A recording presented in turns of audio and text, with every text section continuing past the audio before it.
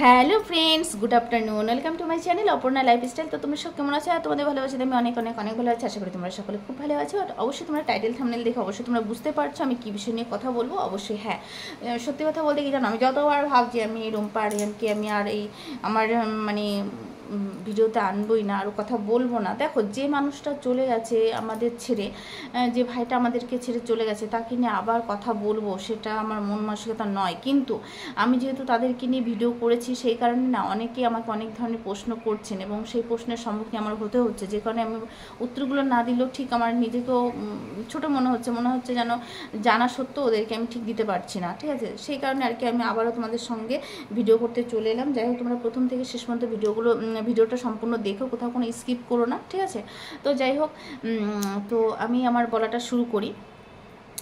দেখো, একটা কথা বলি, আরিয়ান কিন্তু যেদিন আরিয়ানের অ্যাক্সিডেন্ট হয়, তোমাদেরকে একটু ডিটেলস বলছি। অনেকে কোশ্চেন করেছে আরিয়ান কোথায়। ঠিক আছে, একটু বলছি, একটু না বললেও তোমরা বুঝতে পারবে না। অবশ্যই আমি তোমাদের ভিডিওতে দেখাবো, যারা আমাকে কোশ্চেনগুলো করেছে অবশ্যই আমি শেষের দিকে সেটা স্ক্রিনশট করে রেখেছি, অবশ্যই তোমাদেরকে দেখাবো। ঠিক আছে, তো চলো তোমাদেরকে একটু বলি কি হয়েছে। 9 তারিখে বোনকে ভাই যেহেতু কৃষ্ণনগরে একটা কোম্পানিতে, ছোট্ট একটা কোম্পানিতে জব করে। ঠিক আছে, তো সেইখানেই দেখো, সোশ্যাল মিডিয়ায় কাজ করলেই যে সংসারটা ঠিকঠাক চলবে সেটাও কিন্তু না। তার পাশাপাশি ছেলেদেরকে বিশেষ করে ছোট্টখাটো কোনো একটা কাজের সঙ্গে যুক্ত থাকাটা উচিত, ভালো হয়, বুঝলে তো। যে কারণে সেটা রুম্পারও মনে হয়েছিল যে শুধু সোশ্যাল মিডিয়ায় কাজ করলেই যে আমাদের ইনকামটা ঠিকঠাক চলবে তা কিন্তু নয়, তুমি একটা ছোটোখাটো কোনো একটা কাজের মধ্যে যুক্ত হও। তখন কি করলো আরিয়ান, যেহেতু তোমার হায়দ্রাবাদ থেকে ছেড়ে যখন আমাদের এই বগুড়াতে চলে এলো, তখন ও হায়দ্রাবাদেও কিন্তু একটা জব করতো। ঠিক আছে, তো সেখান থেকে ছেড়ে দিয়ে আমাদের কৃষ্ণনগরে এসে একটা কোম্পানিতে জব করে। তো যাই হোক, তো তোমাদেরকে বলি, এবার যেদিন নাকি ওর অ্যাক্সিডেন্টটা হয় সেদিন ছিল 9 তারিখ। ঠিক আছে, তো সকালবেলা 9 তারিখে আরিয়ান ভাই রুম্পাকে বলে যায় যে আমি কিন্তু কারোর হাতে খিচুড়ি রান্না খাবো না, একমাত্র তুমি কিন্তু রান্না করবে, তোমার হাতে খিচুড়িটা আমি ভীষণ ভালো খাই। ঠিক আছে, তো বুনু বললো আচ্ছা বেশ ঠিক আছে তাই হবে। তারপরে ভাই রীতিমতন যেরকম আর কি নিজের ডিউটি পালন করার সেরকম চলে গেছেন ডিউটি করতে।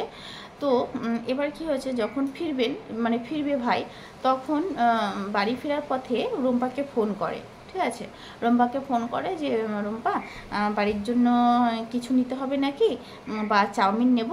তারপর রুম্পা চিন্তা করলো যে না, মাসের শেষের দিকে তোমার মানে মাসের শেষের দিকে না, মানে এরকম আর কি বলছিল যে না তোমার আনতে হবে না, কিছু আনতে হবে না, তুমি বাড়ি এসে, আমি খিচুড়ি করছি, তুমি বাড়ি এসে একবারে খাবে। তা বলছে বেশ ঠিক আছে, তাহলে একটা কাজ করি, তাহলে কিছু না নিয়ে গেলে আমার ভালো লাগে না, তাহলে তোমার জন্য আমি একটা আইসক্রিম নিয়ে আসবো তোমার জন্য। মানে বেশ ঠিক আছে তাই হলো। এবার ঠিক কিছুক্ষণ পরে রুম্পা আবার ভাইকে ফোন করে বলে দেয় যে তোমার শালি এরকম চাউমিন করেছে, তুমি আবার চাউমিন টাউমিন কিছু এনো না, ঠিক আছে, কিছুই আনতে হবে না, তুমি বাড়ি এসো।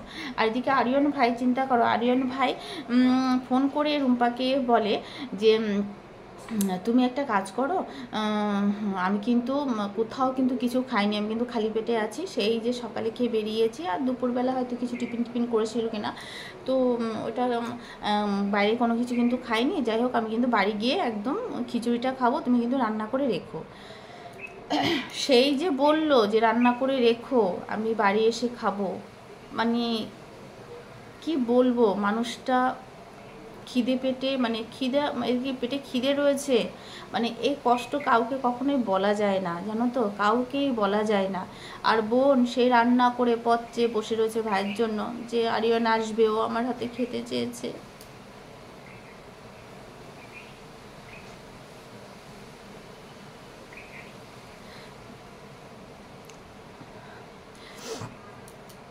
তো যাই হোক, সরি আমি একটু ইমোশনাল হয়ে গেছিলাম, যেহেতু দেখো, স্বামীতে যদি কিছু খেতে চায় না, সেই স্ত্রী যদি তাকে খাওয়াতে না পারে, তার জন্য যদি পথ চেয়ে বসে থাকে, আর সে যদি পৃথিবীর ছেড়ে চলে যায়, সেই দুঃখ, সেই যন্ত্রণা কাউকে বলা যায় না, কাউকে বলা যায় না। এরকম যেন কারোর সঙ্গে না হয় গো ভগবান, কারোর সঙ্গে যেন এরকম না হয়। তো যাই হোক, খুব খারাপ লাগছে। তারপরে ভাই যখন আসছিল আমাদের এই কৃষ্ণনগর থেকে, যখন বগুলাতে গাজনার দিক হয়ে আসছিল, আমাদের ঠিক ওই নুনাগঞ্জ মোড় পার হয়ে ঠিক 3 দিকে যে 3টে রাস্তা গেল, তারপরে ওদিক করে আবার তো আপনার একটু এগিয়ে এসে কুটিপাড়া হয়ে ওই দিকটা ছেড়ে রাস্তা দিয়ে এসে ওইখানে কলা তলা না কি একটা আছে, ঠিক আছে, ওই জায়গাটা অ্যাক্সিডেন্টটা হয় সম্ভবত, বুঝলে তো। মানে ওই এমন একটা জায়গা, মানে কি বলবো তোমাদেরকে, এ মাথায় মানে এই দিকে যদি কেউ দাঁড়ায়, ওই দিকে যে কে দাঁড়িয়ে আছে এতটা উঁচু যে কিছু দেখা যায় না, এতটা উঁচু যে কিছু দেখা যায় না, ওই পারে কে দাঁড়িয়ে আছে, মানে এতটাই উঁচু। তাহলে ওই জায়গাটা কিন্তু অনেকবার অনেকেরই অ্যাক্সিডেন্ট হয়েছে, বুঝলে তো, অনেকবার ওইখানটা অ্যাক্সিডেন্ট হয়েছে। তো অন্তত যখন ভাই জেনেছিল, আর একটা কথা বলি, ভাইয়ের জানো তো 3বার না, দুবার ফেরা ছিল। একটা হচ্ছে একার, আর একটা হচ্ছে দুজনের, ঠিক আছে, রিম্পা বোন আর হচ্ছে ভাইয়ের একসঙ্গে, আর মানে দুজনের একসঙ্গে। আর একবার ছিল আরিয়নের একবার হয়ে গেছে, সেইবারও বেশ ভালোই আঘাত লেগেছিল।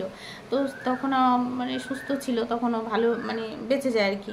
তো এইবার যে ওকে এমনভাবে, আর সেদিন খুব বৃষ্টি হয়েছিল, প্রচণ্ড বৃষ্টি। সেই বৃষ্টিতে স্লিপ কেটে কোথায় একটা নর্দমার মানে কোন সাইডে একটা যে এমন একটা যে পাল্টি খেয়ে এমনভাবে পড়েছে গাড়িটাকে নিয়ে, সোজা এরকম জায়গাগুলোতে আঘাত পেয়েছে, বুঝলে তো। আরও না খেয়েছিল, শরীরটাও দুর্বল ছিল হয়তো, বা মানুষের কার যে কীভাবে নিয়তি আছে গো, কেউ কখনোই আমরা বলতে পারি না, জানো তো, কখনো আমরা বলতে পারি না। সবসময় খালি একটা কথাই বলি, ঈশ্বর যে কার জন্য কীভাবে কি সাজিয়ে রেখেছে, এক ঈশ্বরই ভগবানই এক জানে, আমরা কেউ বলতে পারি না। তো সেই যে মানুষটা বলল, রুম্পা আমার জন্য খিচুড়ি রান্না করো, আমি এসে খাবো, তার হয়তো আর খাওয়াটা হলো না। আর বোন হঠাৎ করে আশেপাশের সব লোকেরা, এলাকারা সব অনেকক্ষণ পর এসে যখন জানতে পারলো, তখন ভাইটাকে যদি হসপিটালেও নিত না সঙ্গে সঙ্গে, তাহলে কিন্তু ভাইটা সম্ভবত হয়তো বেঁচে যেত, জানো। ওকে কি করেছিল না, তো সোজা একদম পুলিশ থানায় নিয়ে গেছিলো। তো থানায় নিয়ে গিয়েছে, এবার থানায় নিয়ে গিয়ে সেই ফোন করছে মানে ওদেরকে ফোন করছে। তো রুম্পারা মনে করেছিল কি যে ওদের ওইখান থেকে কেউ ফোন করেছে যে এই ছেলেটা কোথাকার হতে পারে, তারপরে বুঝতে পারলো যে ও অমুক বাড়ির, তাহলে ওই বাড়ির জামাই হয়তো। তারপরে এরকম তোমার ফোন করলো, ফোন করে তারপর নাকি যেই নাকি সেই ইয়ে করলো, রুম্পার তো মানে যেন হঠাৎ বাজ পড়ার মতন, যে যার জন্য আমি এতক্ষণ পচে বসে আছি, যে আমার স্বামী ঢুকবে, ওকে আমি খেতে দেবো, আমার কি হলো আরিয়ানের, সেই নিয়ে ছোটাছুটি করছে। হসপিটালে যে যেখানে অ্যাক্সিডেন্ট হয়েছিল ওইখানে প্রথমে গিয়েছিল, ওইখান থেকে সোজা তারপরে হসপিটালে যায়। হসপিটালে গিয়ে কত বলে বোন বুকের উপর কত বলে এরকম থাবড়াথাবড়ি করছিল, অনেকবার থাবড়াথাবড়ি করছিল, যে কোনোভাবে যেন অনেকবার চাপড়াচ্ছিল, বুকের এখানে পিঠে চাপড়াচ্ছিল অনেকবার, যে যেন কোনোভাবে যেন আরিয়নের জন্য একটু নিঃশ্বাসটা শুনতে পায়, ওই জন্য থাকে, ওই জন্য বেঁচে থাকে, ঠিক আছে। আর তোমাদেরকে একটা কথা বলি, দেখো কৃষ্ণনগরের জ্যোতিষী যা বললো সেটাই কিন্তু একদম হুবহু মিলে গেল। এটাই হচ্ছে একটা অবাক, মানে ওদের যে অ্যাক্সিডেন্ট ছিল 2024 সালে, আরিয়ানের যে একটা বড় একটা ফেরা আছে, একদম সত্যি হুবহু মিলে গেল। তো এইখানে একটা কিন্তু আরিয়ানের একটু আস্তে করে গাড়ি চালানো উচিত ছিল, বিশেষ করে এই 24-এর এই ফেরাটা যদি পেরিয়ে যেত তাহলে আর ওর বিপদটা কেটে যেত, বুঝলে তো। যাই হোক, কপালে যার যেরকম আছে, কেউ তো খণ্ডাতে পারে না, বলো। যাই হোক, এই আর কি। তারপরে তোমার তবু যদি আরিয়ান যদি ওই জায়গাটা যদি একটু মানে ওই জায়গাটা কিন্তু অনেকবার অ্যাক্সিডেন্ট হয়, ওই জায়গাটা একটু আস্তে চালিয়ে যদি একটু পারটা হতো তাহলে খুব ভালো হতো, তাহলে ওর ফেরাটা কেটে যেত। কিন্তু ফেরাকের কয়ে বসে আসে, বলো, ফেরাকের বলে কয়ে আসে, ও কখন কার কি হয়ে যায় কেউ তার বলতে পারে না। তো যাই হোক, এত খারাপ লাগছে। আর সবথেকে বড় কষ্টের জায়গা এখানেই, ভাইটার বোনটার সঙ্গে না জানো 1.5 মাস আগে যে দোল হলো, রং খেলা হলো, ওইখানে ওদের সঙ্গে দেখা হয়েছিল একই জায়গাতে। আমি আইসক্রিম খেলাম, ওদের সঙ্গে গল্প করলাম, মানে এত ভালো মন, এত ভালো ওদের মন, দুজনই খুব ভালো, খুব ভালো। ভাইটাও যেমন দুর্দান্ত, প্রচণ্ড ভালো, আর বোনও প্রচণ্ড ভালো। মানে সত্যি বলছি, তোমরা কেউ না দেখে না জেনে কখনো প্লিজ কারোর সম্পর্কে কিছু বলো না। ওটা কি হয়, খুব খারাপ লাগে জানো তো, খুবই খারাপ লাগে। যাই হোক, তো এই আর কি। তো আমাকে একটা দাদাভাই বলল যে আরিয়ান কোথায় আছে তোমরা কি জানো? তো দেখো, তার উদ্দেশ্যে, সেই দাদার উদ্দেশ্যে বা ভাইয়ের উদ্দেশ্যে একটা কথা বলবো। দেখো, আরিয়ান আমাদের মাঝখানে আর নেই, ঠিক আছে? আরিয়ান আমাদেরকে ছেড়ে চলে গেছে 9 তারিখে। তো যাই হোক, আপনারা সবাই প্রে করবেন আরিয়ান ভাই যেখানেই থাকুক, ও যেন শান্তিতে, এবং ঈশ্বর জন্য ওর আত্মার শান্তি কামনা, সবসময় আত্মার শান্তি কামনা করি। ওর জন্য যেখানেই থাকুক, ওর জন্য ভালো থাকুক, শান্তিতে থাকুক। আর কিছু বলার নেই। এত খারাপ লাগছে, হয়তো আমি অতিরিক্ত ইমোশনাল হয়ে যাই, যে কারণে আমি কথাগুলো না আমার জড়িয়ে যায়, জানো তো? যখন আমি বলতে যাই তখন আমার বুকের ভিতর না কাঁপতে থাকে, মানে প্রচণ্ড, মানে কি বলছি তোমাদের সঙ্গে, মাঝে মাঝে এতটা ইমোশনাল হয়ে যায়, ভাবতে গেলে প্রচণ্ড কষ্ট পাই। ভাবি কি আজকে ওই মেয়েটার সঙ্গে ঘটেছে, ওরকম যদি ঘটনা আমার সঙ্গে ঘটতো তাহলে আমার কী হতো? ওরে বাবা, ভাবতে গেলে এই জন্য আমি একদম মানে মরে যাবো, যেন আমার জীবনে কিছু আর নেই, এরকম মনে হয়। তো সেই আর কি। তাহলে তোমরাই বলো, আজকে যার হারিয়ে গেছে সে তো এক বুঝছে যে আমার কি হারিয়ে গেছে। তো এই আর কি। আর আরেকটা কথা বলি, তো যাই হোক, আমি একটু আমার উঠতে হয়েছিল, বুঝতে তো পারছো। যাই হোক, তোমাদের সঙ্গে কথা বলতে বলতে আমার একটু উঠতে হয়েছিল।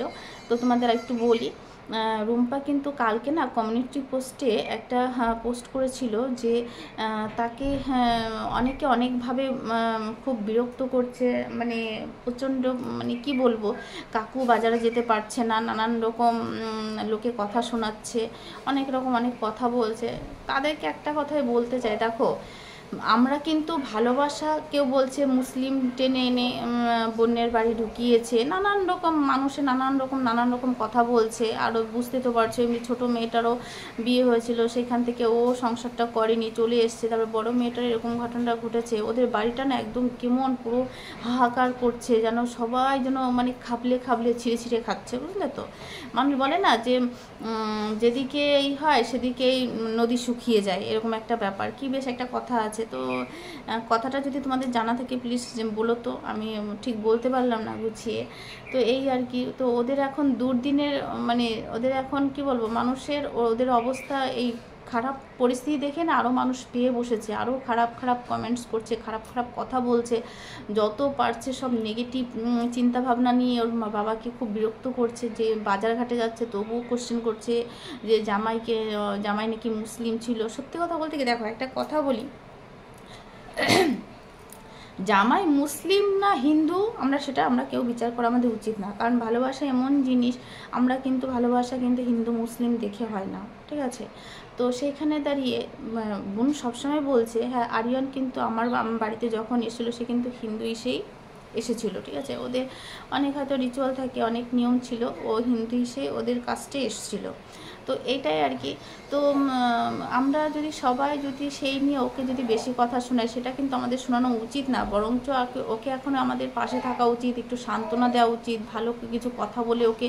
আর আমরা যে উৎসাহটা দেবো যে তুমি এইভাবে প্লিজ চ্যানেলটা রেখে দিও না, চ্যানেলটা ঠিকঠাক করে আবার শুরুটা করে দাও, ভিডিও করতে থাকো, আমরা যে সবাই ওকে যে একটা উৎসাহ দেব, সেই উৎসাহ দেওয়ার না লোকের অভাব, বুঝলে তো? কে একটা ভালো পরামর্শ দেয় না, এই হচ্ছে ব্যাপার।